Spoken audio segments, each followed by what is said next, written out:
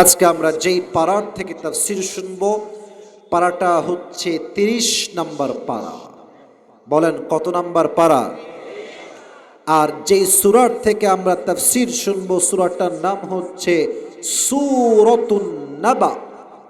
বলেন সবাই, সূরাটার নাম কি? সূরাতুন নাবা। এটি হচ্ছে 30 নম্বর পারার ঠিক 1 নম্বর পৃষ্ঠায় আছে। তাহলে এই নলেজগুলো মুখস্থ হয়েছে কিনা চেক করি, পুরস্কার তো দেওয়া লাগবে। বলেন পারা নাম্বার কত নওগাঁর ভাইরা? মুরব্বীর সাউন্ড দেখেছেন, আপনাদের সাউন্ড নাই। What is this? পারা নাম্বার কত? মাশাআল্লাহ, এই তো সাউন্ড হয়েছে। সূরাটার নাম কি? মাশাআল্লাহ। 30 নম্বর পারার কয় নাম্বার পৃষ্ঠা? 1 নম্বর পৃষ্ঠা। টুডে ইনশাআল্লাহ we will talk about the hellfire. আজকে আমাদের আলোচনার সেন্ট্রাল থিম বা সাবজেক্ট ম্যাটার হচ্ছে জাহান্নামের বর্ণনা। জাহান্নামটা কেমন হবে? জাহান্নামের আগুনের তাপ কতটা ভয়ঙ্কর হবে? নাম্বার 3, জাহান্নামের ব্যাপারে সাহাবায়ে কেরামদের হৃদয়ে কত ভয় ছিল? আমরা হাদিস থেকে অনেকগুলো ঘটনা নিয়ে আসব। 4, and last and final matter, which is related with paradise and hellfire. That means on the day of judgment, who will enter in the paradise and who will enter in the hellfire. Lastly, we will talk about on this matter, inshallah. সর্বশেষ আমরা জানবো কারা হবে জান্নাতি, কারা হবে জাহান্নামী, জাহান্নামে কেন যাবে, জান্নাতে কেন যাবে, জানার দরকার। যুবক ভাইরা সকলে বলো, আছে না নাই? শুরু করছি। আল্লাহ তাআলা বলছেন, ইন্না জাহান্নামা কানাত মিরসাদা। The hellfire is look like a big boat. এই জাহান্নামটা হবে বিশাল লম্বা একটা ঘাটির মতো। লিত্তাগিনা মাআবা, for the transgressors a place of return. যারা বেনামাজি হবে, সুদখোর হবে, ঘুষখোর হবে, তাদের জন্য জাহান্নামকে বানিয়েছে একজন। আওয়াজ দিয়ে বলেন তো তিনি কে? থাকবে কতদিন, কত সময়? আল্লাহ তাআলা বলছেন, লাবিথিনা ফিহা আহকাবা। ও আব্বা জান, একটু তাকান আমার দিকে। লাবিথিনা ফিহা আহকাবা, the people of hellfire, they will live in the hellfire for age. জাহান্নামী যুবক, জাহান্নামী মুরব্বী যুগের পরে যুগ জাহান্নামে বসবাস করবে। আমাদের হিসাবে এক যুগ মানে হচ্ছে 12 বছর। আপনি কি মনে করেন দুনিয়ার জীবন যত লম্বা, আখিরাতের জীবন তার চাইতে কম লম্বা না বেশি লম্বা? বেশি লম্বা। এতটা কম সময় নয় দুনিয়ার মতো। দলিল কি? 30 নম্বর পারা সূরাতুন নাজিআতের লাস্ট আয়া, কান্নাহুম ইয়াওমা ইয়ারাউনাহা লাম ইয়ালবাসু ইল্লা আশিয়াতান আও দুহাহা। যখন মানুষ পরকালের জীবন শুরু করবে, তারা ডাক দিয়ে বলবে, আল্লাহ আমার মনে হচ্ছে লাম ইয়ালবাসু ইল্লা আশিয়াতান আও দুহাহা। মুরব্বী আব্বাজানের বয়স হচ্ছে 70। সে বলবে, আল্লাহ আমার তো মনে হচ্ছে দুনিয়াতে আমি শুধুমাত্র একটা সকাল কিংবা একটা সন্ধ্যা ছিলাম। আল্লাহু আকবার। কত লম্বা সময় হবে একটু ফিল করার ট্রাই করেন। এবার বলছে আল্লাহ, খানা কেমন হবে? খাবার, লা ইয়াযুকুনা ফিহা বারদাও ওয়ালা শারাবা, কোনো খাবারই থাকবে না। যখন জাহান্নামীরা ক্ষুধার্ত হয়ে যাবে, আল্লাহকে বলবে, আল্লাহ উই নিড সাম ফুডস, খাবার লাগবে আমাদের, উই আর সো হাংরি, খাবার দাও আল্লাহ। আল্লাহ ছোট্ট একটা ঝুড়িতে করে জাক্কুম নামের একটা ফল পাঠাবে। লুক অ্যাট মাই 2 হ্যান্ডস, আমার 2 হাত দেখেন। এক্সপ্রেশন দেখলে আপনি মর্মার্থ বুঝতে পারবেন। ফলটা হবে গোল। নওগাঁর নিয়ামতপুরের ভাইরা, ফলটা হবে, এত আস্তে কথা কয়, বলেন ফলটা হবে গোল। চতুর্পাশে থাকবে লম্বা লম্বা কাঁটা। পুরো গোল ফল, চতুর্পাশে লম্বা লম্বা কাঁটা।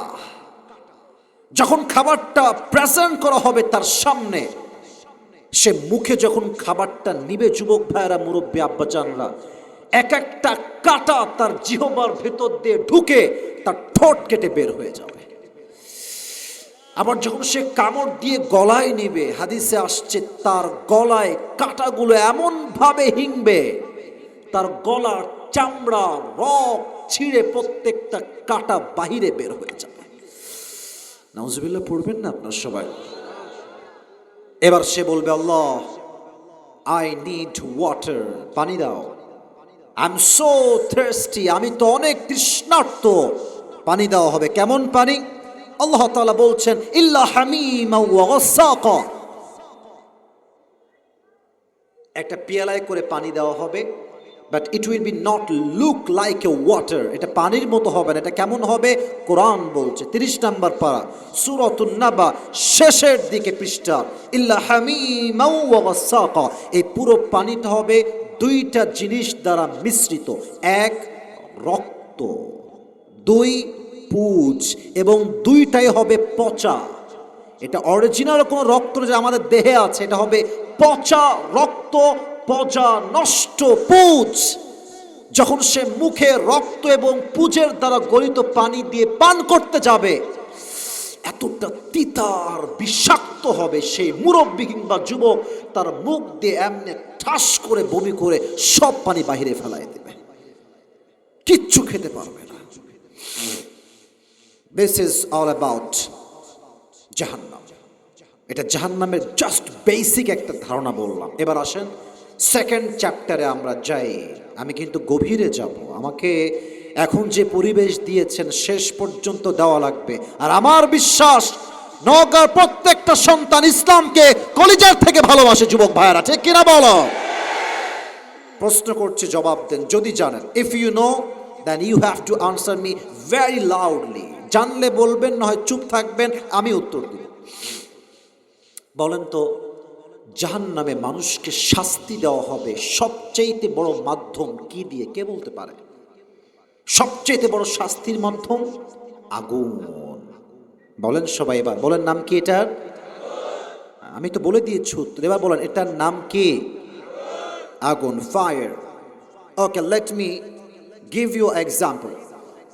একটা উদাহরণ দেই। আমার হাতে দেখেন, এটা আমার হাতে কি? যুবক ভাইরা বলো দেখি। ডানে কোনো আওয়াজ নাই, আমি খুব কষ্ট পেলাম। এটা আমার হাতে কি? বলেন সবাই। বলেন তো, টিস্যু কি গোল হয় না চারকোনা হয়? বলেন তো।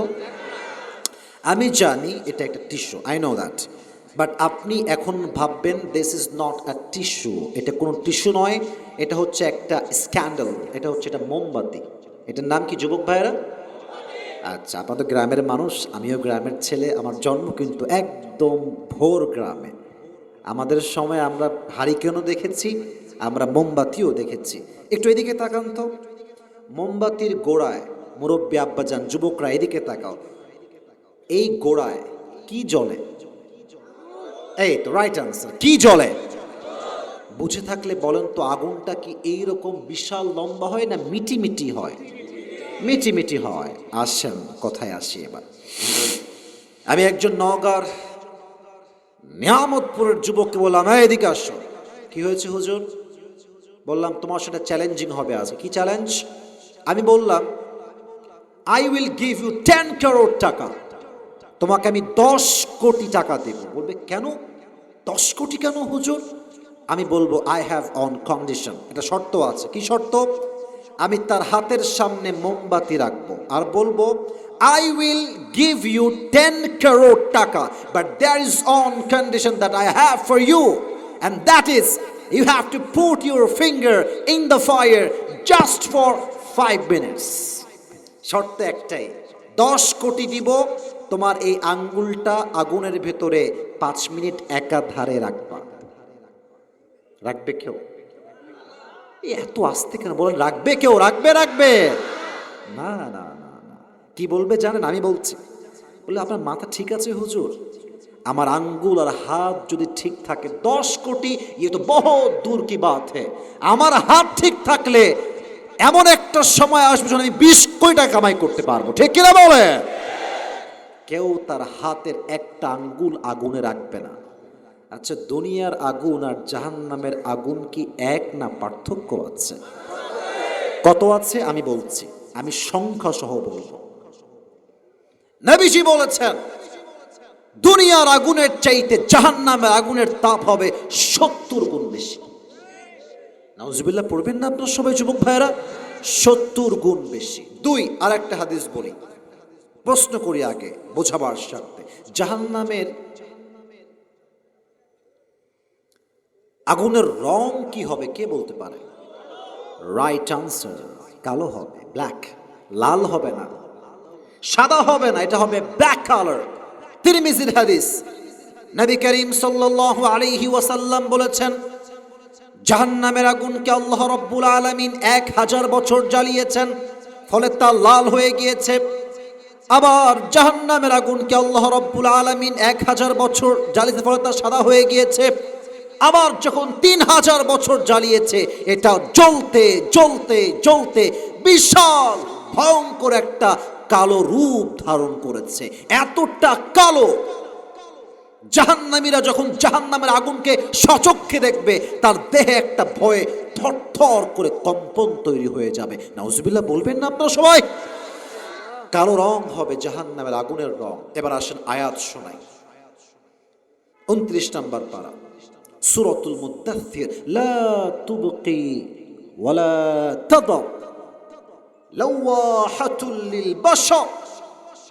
Very clear ayah. The fire of hell will not leave them alive, nor will it leave them dead. জাহান্নামের আগুন যখন মানুষকে স্পর্শ করবে, মানুষ না বাঁচবে না মরবে, বাঁচবেও না মরবেও না। লাওয়াহাতুল লিল Bashar, it will remove the skin from your body. এটা হচ্ছে আমার হাত, জাহান্নামের আগুন আছে অনেক দূরে। যখন একটা ঝলসানি দূর থেকে আগুনটা দিবে, আপনার দেহের চামড়া গোস্ত সবগুলো ঘষে ঘষে মাটিতে পড়ে যাবে। নাউজুবিল্লাহ পড়বেন না আপনার সবাই? আয় হায় হায় হায়, কেমনে বোঝাই, কোন ভাষায় বোঝাই, কোন কথা বললে আপনার জাহান্নামের আগুনকে ভয় পাবেন? আমার কাছে কোনো ভাষা নাই। বলেন তো, ইসলামের প্রথম যিনি খলিফা তার নাম কি, কে বলতে পারবেন? আবু বকর। এই কই যায়, এটা কই যায়? এই ছেলে বসো, মাইরে হাত ভেঙে দিব রে, খবরদার।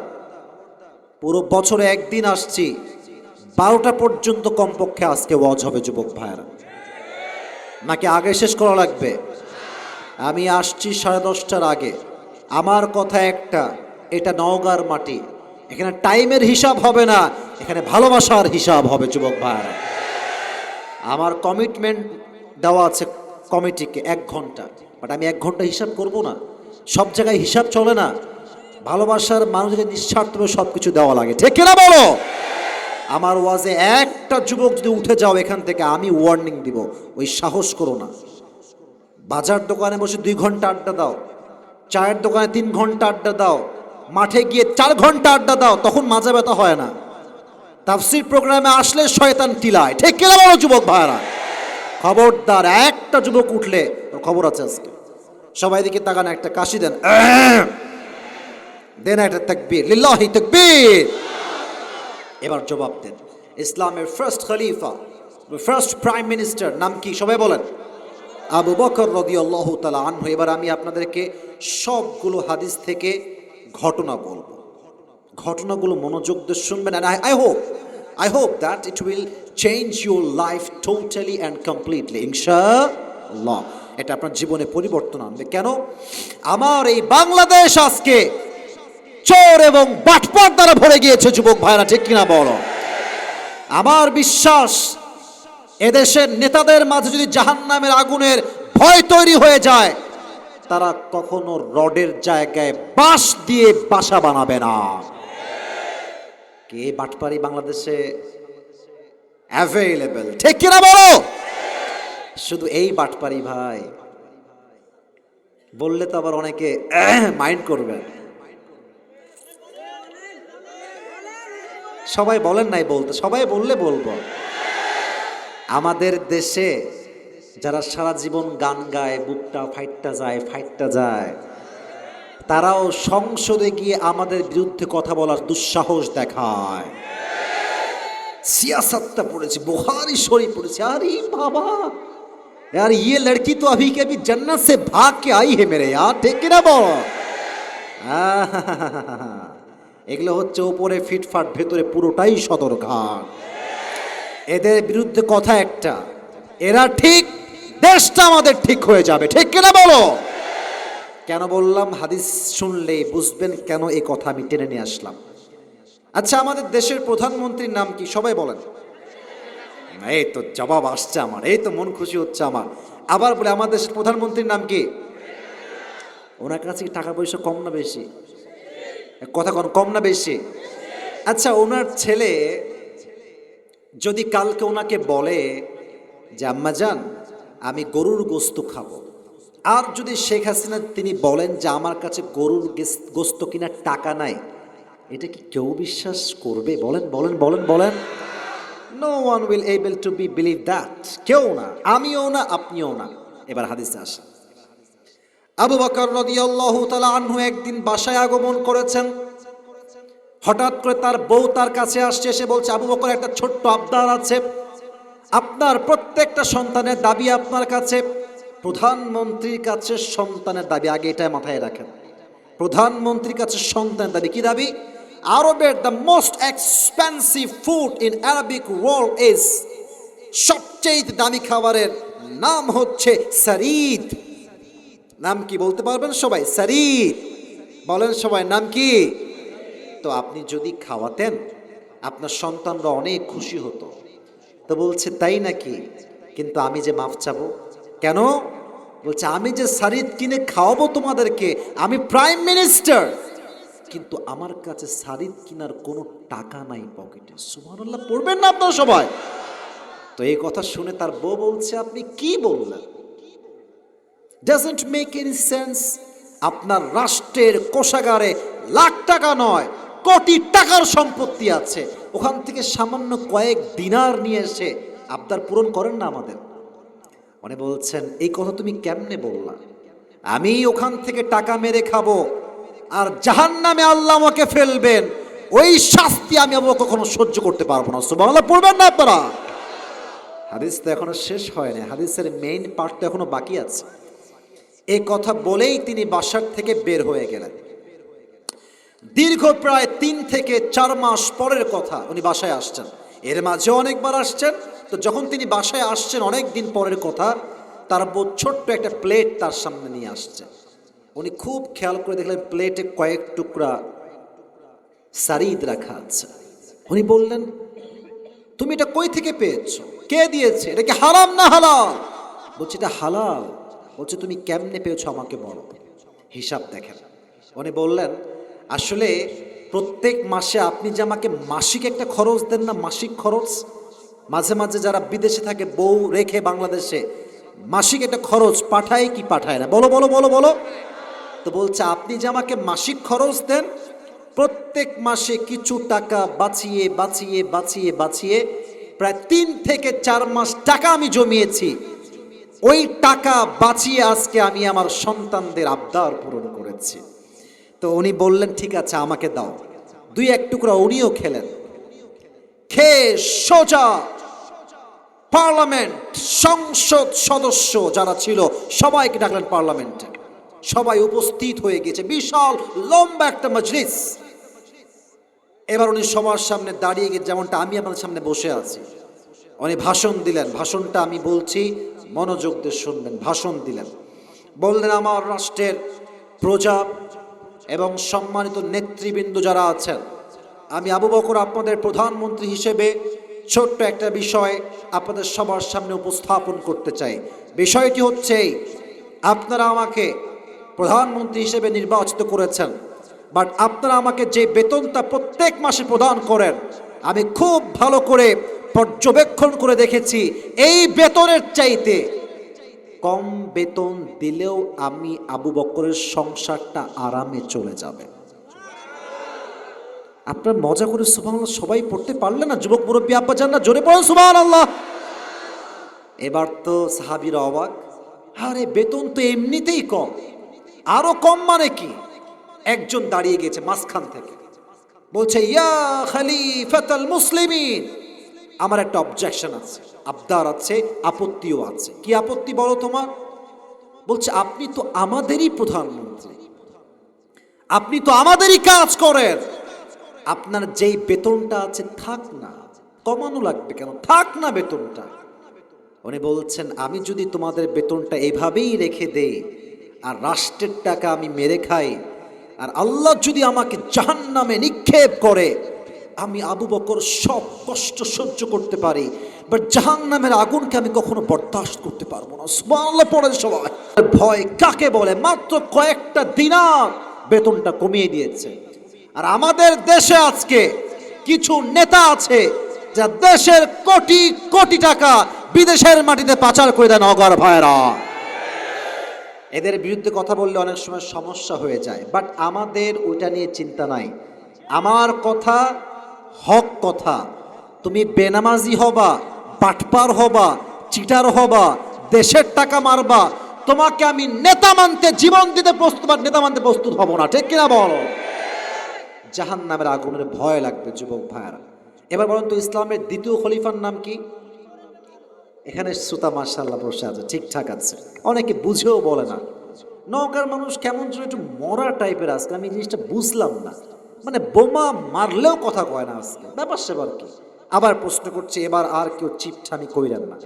ইসলামের দ্বিতীয় খলিফা তার নাম কি? ওমর ফারুক রাদিয়াল্লাহু তাআলা আনহু।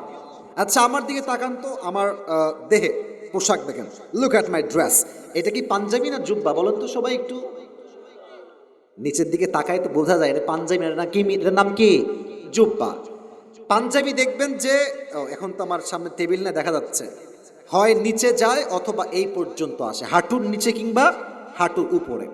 হাঁটুর নিচে গেলে বলা হয় লং পাঞ্জাবি, আর হাঁটুর উপরে থাকলে বলা হয় শর্ট পাঞ্জাবি। আর জুব্বা যদিও জানেন আপনারা, বাট হাদিস বলবো তাই বোঝাচ্ছি আর কি। আর জুব্বা যেটা হয় এটা অ্যারাউন্ড গোল হয়। অ্যারাউন্ড কি হয় যুবক ভাইয়েরা? আর এটা কি হাঁটু বরাবর আসে না টাকনু বরাবর আসে? টাকনু একদম নিচ পর্যন্ত। এবার আসেন হাদিসটা শোনাই। ওমর ফারুক একবার তার জুমার মেম্বারে দাঁড়িয়ে খুতবা দিচ্ছেন। খুতবা দেওয়ার সময় কি হয়েছে জানেন?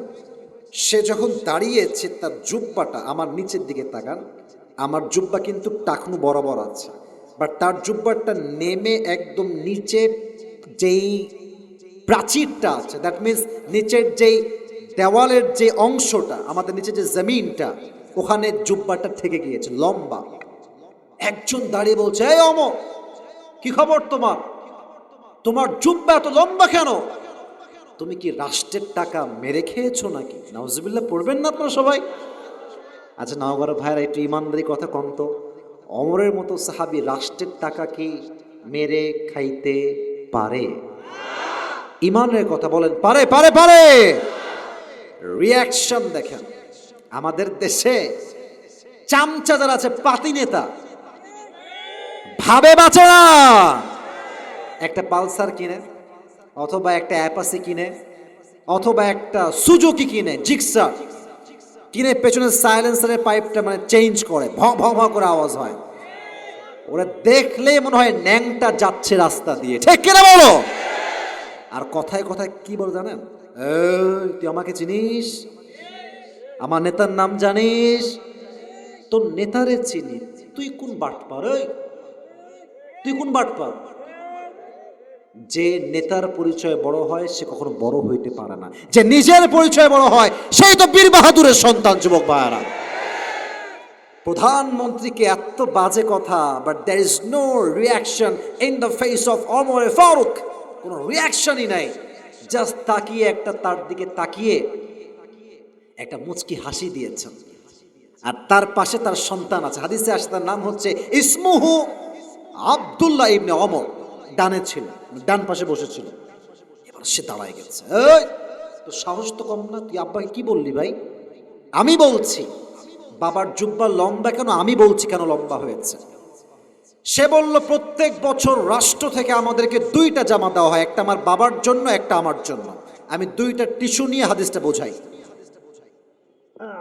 মাশাআল্লাহ, এটা একটা, এটা একটা। তো বলছে এইবার এই বছর যে জুব্বাটা আমরা দুইজন ভাগে পেয়েছি, আমার জুব্বার সাইজ মাশাআল্লাহ লম্বায় ঠিকঠাক আছে, বাট আমার আব্বার জুব্বাটা লাগবে এত বড়, এটা হয়ে ছোট হয়ে শর্ট হয়ে গেছে এতটুকু। এখন বলেন তো, সেন্স খাটিয়ে, বুদ্ধি খাটিয়ে বলেন, বুদ্ধি খাটান, একজন রাষ্ট্রের প্রধানমন্ত্রী চাইলে নতুন একটা জুব্বা কিনতে পারে না? বলেন পারে না? পারে না? কেনেন নাই, বলছে এই তোমার জুব্বা নিয়ে আসো। তো তার সন্তান তার জুব্বা নিয়ে আসছে, দুইটা জুব্বা তিনি একসাথে করেছেন। এবার তিনি বলছেন যাও দর্জিকে আমার কাছে খুব দ্রুত ডেকে নিয়ে আসো। দর্জি দৌড় দিয়ে আসছে, ইয়া ওমর ইয়া খলিফাতুল মুসলিমিন, কি আদেশ আপনার, আমাকে বলেন। বলছে আদেশ হচ্ছে একটা, এই জুব্বা থেকে একটু কেটে নাও, আমার সন্তানের জুব্বার এতটুকু কেটে আমার জুব্বা যেখানে শর্ট হয়ে গিয়েছে এখানে তালি লাগিয়ে দাও। রাষ্ট্রপ্রধান তার জুব্বা পড়েছে তালি লাগিয়ে, রাষ্ট্রের এক পয়সা জাহান্নামের ভয়ে মেরে খায় নাই। সুবহানাল্লাহ, কোথায় আপনাদের সবার? এটাকে বলা হয় জাহান্নামের ভয়, এটাকে বলা হয় জাহান্নামের আগুনের ভয়। যুবক ভাইরা, অথবা আমার বিশ্বাস স্পষ্ট কথা, যার হৃদয়ে জাহান্নামের আগুনের ভয় আছে সেই মেয়ে কখনো পার্কে গিয়ে বোরকা পরে নষ্টামি করতে পারবে না। যুবক ভাইরা, এদের হৃদয়ে জাহান্নামের আগুনের ভয় নাই। এজন্য আমি মেয়েদেরকে সবসময় বলি, বোনেরা আমার যুবক ভাইয়েরা একমত হবেন কিনা জানি না, তবে আমাকে ওয়াজের মাঝখানে আমি বলতে আমি বাধ্য হচ্ছি, বোরকা পরলে কিন্তু আসলে পরিপূর্ণ দিনদার হওয়া যায় না, যায় না, যায় না, যায় না। দিনদার তো সেই মেয়ে হবে যার সতীত্ব পবিত্র হবে, যার চরিত্র পবিত্র হবে। যুবক ভাইরা, ঠিক কিনা বলো? ভালোবাসার দিবস গেল মাত্র 13-14 দিন হয়েছে। হ্যাঁ, যখন বাইরে বের হলাম প্রোগ্রামে যাব এই উদ্দেশ্যে, দেখলাম বেশিরভাগ বোরকাওয়ালি প্রেম করতেছে রাস্তাঘাটে। তখন বুঝলাম সব বোরকার নিচে দিন থাকে না, সব জুব্বাওয়ালাই দিনদার হয় না। ঠিক কিনা বলো যুবক ভাইরা? দিনদার হতে হলে হৃদয়ে জাহান্নামের আগুনের ভয় থাকতে হবে। বাট একটা কথা বলে দেই, যদি মেয়েরা জাহান্নামের আগুনের ভয় না আনতে পারে, ওরা কখনোই পর্দাশীল হতে পারবে না। আর যদি পর্দাশীল হয়ও স্বামীর আন্ডারে থেকে পরকিয়া করে বেড়াবে। পরকিয়া বাংলাদেশের যুবক ভাইরা বলো তো, আছে না নাই? আছে না নাই? আছে না নাই? স্বামী আছে বিদেশে, বউ আছে দেশে, প্রত্যেক মাসে স্বামী তার মাথার ঘাম পায়ে ফেলে টাকা পাঠায়, আর বউ সেই টাকা পেতে না পেতেই শপিং করতে বের হয়ে যায়। ঠিক কিনা বলো? অতএব জাহান্নামের আগুনের ভয় যার হৃদয় আছে সে কখনো কোনোভাবেই বেপরদায় চলতে পারবে। এবার আসুন সর্বশেষ বিষয়। আমি খুব খুশি হলাম যে পরিবেশটা অসাধারণ লেগেছে। আপনারা কথা আসতে বললেও সমস্যা নাই, বাট আপনারা চুপচাপ বসে আছেন, এটাই প্রমাণ নওগাঁর মাটি হচ্ছে ইসলামের ঘাঁটি। ঠিক কিনা বলেন? আমি 4 নাম্বার বিষয়টি শেয়ার করার আগে আমি সবাই কাছে একটা আবদার করতে চাই। এই আবদারটা একজনের জন্য, যে কোনো একজন যুবক, যেই যুবকরা এখানে এসেছো, যে কোনো একজন যুবক যার বউ টৌ কেউ নাই, সিঙ্গেল, সে দাঁড়িয়ে বাঘের বাচ্চার মতো 3টা তাকবীর দিবা। কে আছে? দাঁড়াও। কেউ নাই? এই যে একজন পাওয়া গেছে, দাও তাকবীর দাও, দেখি পারো কিনা। দাও দাও, তুমি দাও।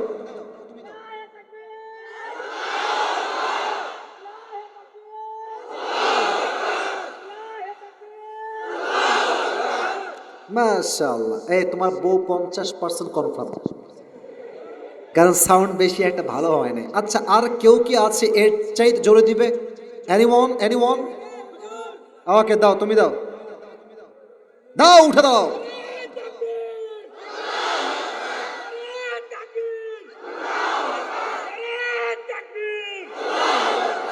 তোমার বউ 70% কনফার্ম। ঠিক আছে, আল্লাহ কবুল করে, সকলে পড়া আমিন। এবার আমার সাথে একটা দিবেন, একটা দিয়ে আমরা শেষ বিষয়ে চলে আসব। আমার সাথে দিল তো, একটু কাশিটা দেন, একবার দিবেন, একটাই এনাফ। লিল্লাহি তাকবীর। এবার আসুন আমরা জানবো মানুষ জাহান্নামে যাবে কেন। Last and final topic. মার খাইছো তুমি, খালি নারী ধান্দা, তাই না? তোমার হ্যাঁ নিশ্চিত ছ্যাক খাইয়া মাহফিলে আসছে। খালি কথায় কথা নারীর চিন্তা তোমার, তাই না? দাঁড়াও, তোমার পিটাই দিছে আমি, দাঁড়াও। আচ্ছা এদিকে তাকান, দলিল দিয়ে কথা বলি। 29 নম্বর পারা, আল্লাহ তাআলা বলছেন ইয়াতাসাআলুনা আনিল মুজরিমিনা মা সালাকাকুম ফি সাকার ক্বালু লাম নাকু মিনাল মুসাল্লিন। কিয়ামতের দিবসে প্রত্যেকটা জাহান্নামী মানুষকে জিজ্ঞেস করবে, এই তুমি জাহান্নামে কেন আসছো? সে বলবে ক্বালু লাম নাকু মিনাল মুসাল্লিন, আমি দুনিয়াতে আমার সব ঠিকঠাক ছিল, বাট আমি 5 ওয়াক্ত নামাজ ঠিকঠাক পড়তে পারি নাই, এই জন্য আজকে আমি জাহান্নামে আসছি। এই জাহান্নামে যাওয়ার জন্য সবচাইতে বড় কারণ হবে নামাজ। এই নামাজটাকে আমি ছোট্টভাবে হাইলাইট করতে চাই। ওমরে ফারুক রাদিয়াল্লাহু তাআলা আনহুর কাছে লম্বা একটা কাহিনী বলছি, হাদিস থেকে লম্বা ঘটনা প্রেসাইজলি শর্টকাটে, মুরব্বীরা মনোযোগ দেন। একবার ওমরে ফারুক রাদিয়াল্লাহু তাআলা আনহুর কাছে একজন যুবক আসলো, তার নাম হচ্ছে আবু লু আল মাজুসি। এসে বলছে, ওমর তোমাদের ক্যামেরা কি তোমরা বন্ধ করো? এই ক্যামেরাম্যান, এই বন্ধ করো। এতগুলো ক্যামেরা তাও মোবাইল ফোন ধরে এই ঘোরাঘুরি করতেছে, হাদিস কানে জানা তোমাদের? আশ্চর্য কথা, সারা জীবন তো ইউটিউবে দেখেছেন ভাই, আজ তো ক্যামেরা সরাসরি দেখার দিন যুবক ভাইরা, ঠিক কিনা বলো? এতগুলো ক্যামেরা, 30-40টা ক্যামেরা, তাও সে মোবাইল নিয়ে ঘুরাইতেছে। হাদিস শুনবা, হাদিস না শুনলে জীবন পরিবর্তন হবে কেমন করে? আমি হাদিস বলছি, যার যার মতো সে সেলফি তুলতেছে। What is this? একটা উল্টা পাল্টা করবো। তোমার বামের যারা আছো, ভালোবাসার মানুষ তোমরা আমার, প্লিজ মোবাইলটা হাতে রাখো, বাপা করে ঢোকাও। মোবাইল দিয়ে নয়, হৃদয় দিয়ে আজকে ওয়াজ শুনতে হবে, ঠিক কিনা বলেন? এসে বলছে, অমর আমার অবজেকশনটা হচ্ছে, আমার যে মালিক আছেন সেই মালিক আমার কাছে প্রত্যেক দিন 6 দিরহাম চার্জ করে। নওগাঁর ভাইরা বলেন তো কয় দিরহাম? তো আমি তো গরিব মানুষ, আমার দ্বারা এত দিরহাম দেওয়া সম্ভব হয় না। তো তুমি যেহেতু আমাদের রাষ্ট্রের প্রধান খলিফা, তুমি একটু আমার দিরহামটাকে কমিয়ে দাও, 2 দিরহামে নিয়ে আসো। তো অমর বলছে, তাই নাকি? আমাকে তুমি আগে বলো, what is the source of your business, what is the source of your earn money source? তোমার আসলে ইনকামের উৎসটা কোথায়? তুমি ইনকাম করো কেমন করে? এবার সে ডাক দিয়ে বলছে, অমর আমার ইনকামের উৎস হচ্ছে চাকু বানাই, আমি খঞ্জর বানাই, বিশাল লম্বা লম্বা খঞ্জর। এবার আমার ডান হাত দেখেন, ডান হাত খঞ্জরটা কেমন, ডানেও ছুরি বামেও ছুরি, মাকবাদাতুহু ফি ওয়াসাতিহ, হ্যান্ডেল হচ্ছে মাঝখানে। যদি আপনারা না বোঝেন আমার কথাটা, যারা গুগল ইউজ করেন, গুগল গিয়ে লিখবেন সুলতান কাবুস, দেখবেন একটা ছবি আসবে, যার পেটের ডান দিকে বিশাল লম্বা একটা খঞ্জর আছে, ডান পাশেও ছুরি বামেও ছুরি, হাদিসে আসছে মাকবাদাতুহু ফি ওয়াসাতি, হ্যান্ডেল হচ্ছে মাঝখানে। তো বলছে, ও আচ্ছা আচ্ছা, তুমি খঞ্জর বানাও, তোমার তো অনেক টাকা লাভ ভাই, তোমার 6 দিরহাম নয়, তোমার 10 দিরহাম চার্জ হওয়া লাগবে।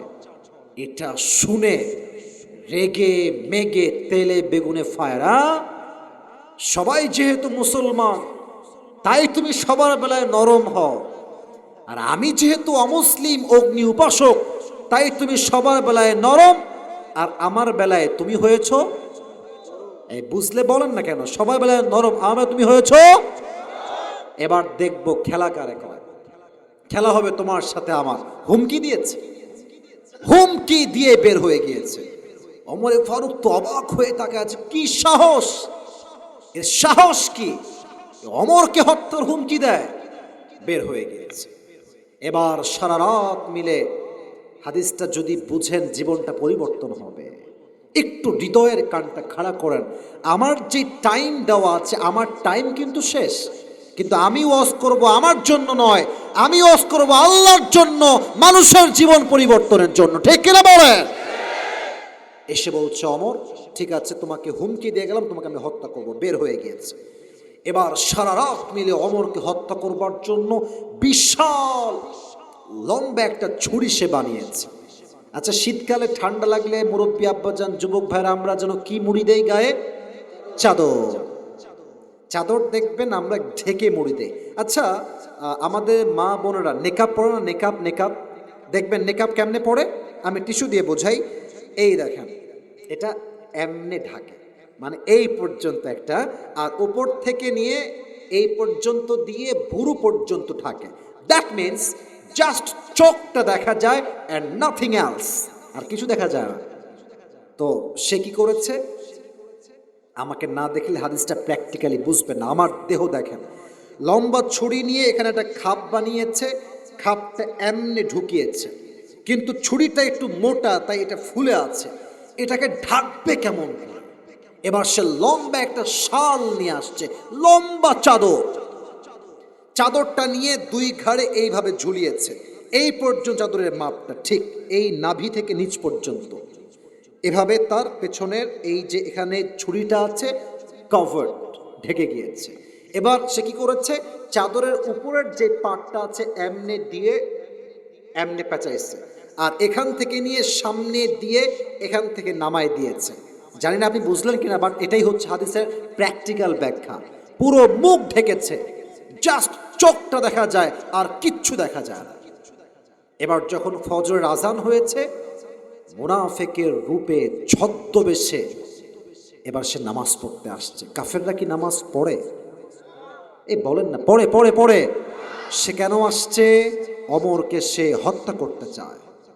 ফজরের নামাজের সময় কানু ইউসাল্লুনা বিগলাস, সাহাবা একরাম তখন অন্ধকারে নামাজ পড়তেন। ওমরে ফারুক যখনই এসেছেন, এসে বলছেন, এই সাহাবা একরাম, সফু সুফু ফাকুম, কাতার সোজা করো, লম্বা হয়ে দাঁড়িয়ে যাও, কাঁধে কাঁধ মিলিয়ে দাঁড়াও। যখন সবাই দাঁড়িয়েছে, পেছনের ডানে মুয়াজ্জিনের ডান পাশে সেও দাঁড়িয়েছে। আল্লাহু আকবার, হাত বেঁধেছেন, সানা পড়েছেন, সূরা ফাতিহা পড়েছেন, কেরাত পড়েছেন।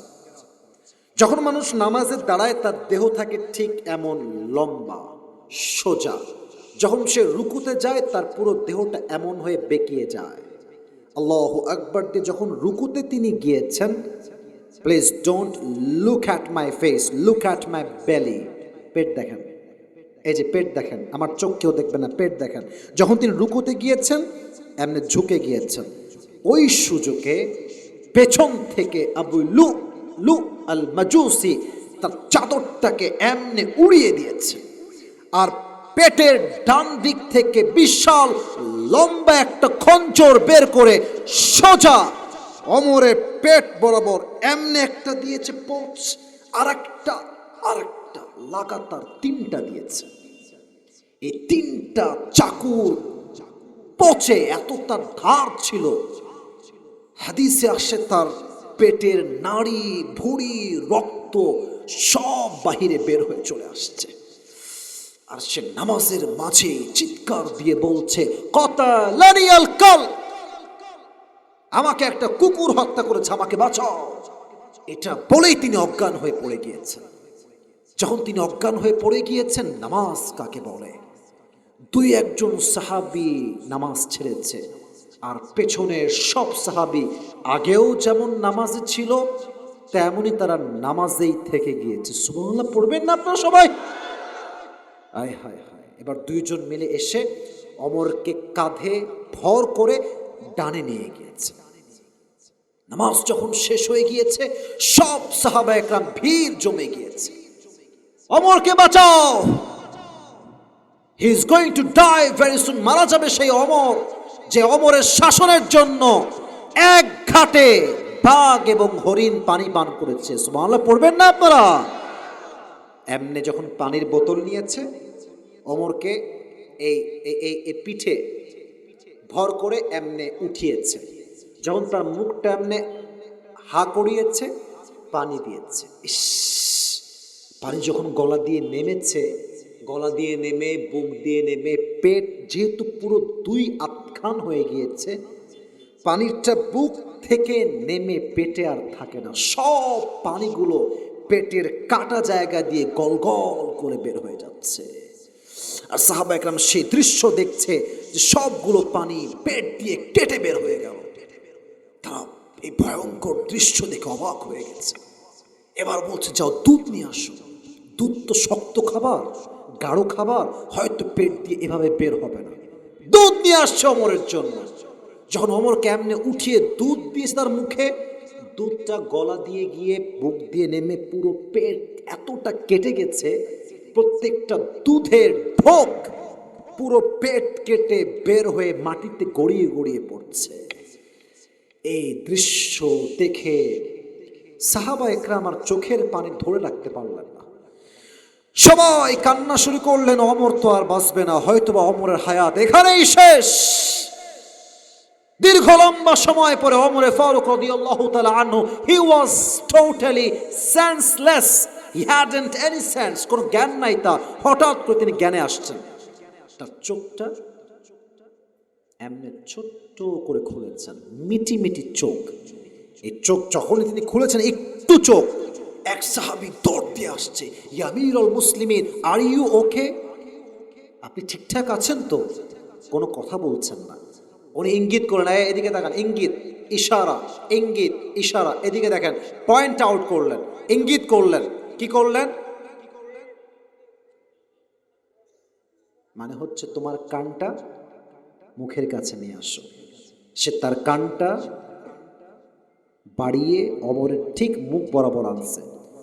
ইস, ওই সাহাবী ভাবছে অমর তো মনে হয় বলবে, আমার অমুক জায়গার জমি অমুক সন্তানকে লিখে দিও, আমার অমুক সম্পত্তি অমুকের নামে লিখে দিও, আমার বউকে এই কথা বলে দিও, আমার ছেলেকে ওই কথা বলে দিও। সে মনে মনে এইটা ভাবছে। যখন এই কানটা বাড়িয়েছে অমর, ওই অবস্থায় নাড়ি ভুড়ি সব বের হয়ে ডান দিকে বের হয়ে পড়ে আছে। বলছে আসল্লান নাস, আসল্লান নাস, আসল্লান নাস। এই সাহাবী আমাকে এখনই জবাব দাও, আমি যখন নামাজের মাঝে ছুরির আঘাত খেয়ে অজ্ঞান হয়ে গেলাম, আমি যেই নামাজের ইমাম ছিলাম, আমার অজ্ঞান হওয়ার পরে তোমরা কি সে নামাজটা আদায় করেছিলে কিনা সেটা আমাকে তুমি জবাব দাও। সুবহানাল্লাহ পড়বেন না আপনারা? নামাজ কাকে বলে?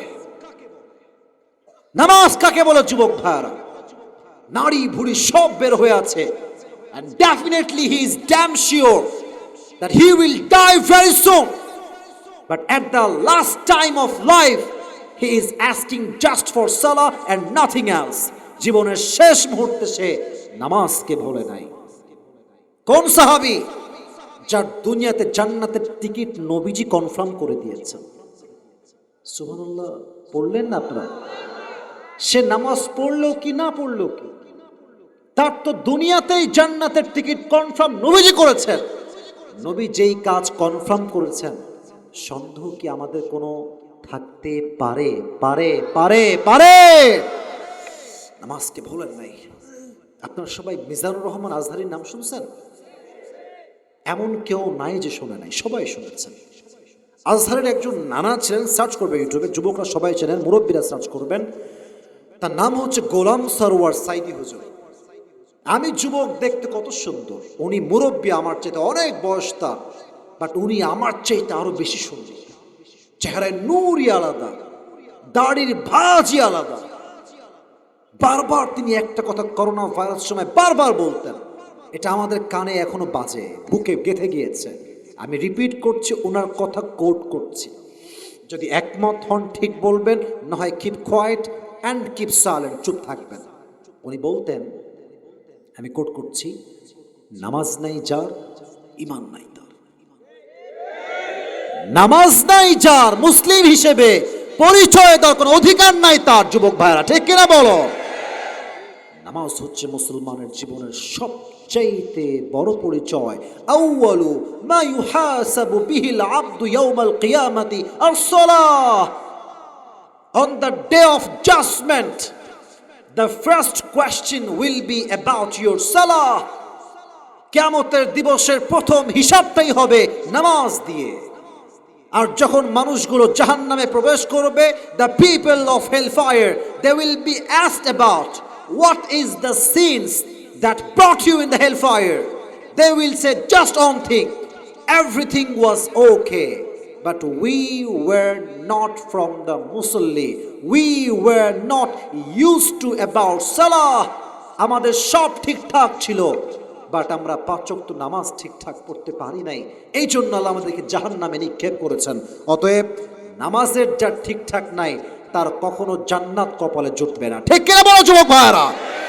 নামাজ হচ্ছে জীবনের সবচেয়ে গুরুত্বপূর্ণ চ্যাপ্টার জাহান্নাম থেকে বাঁচার জন্য।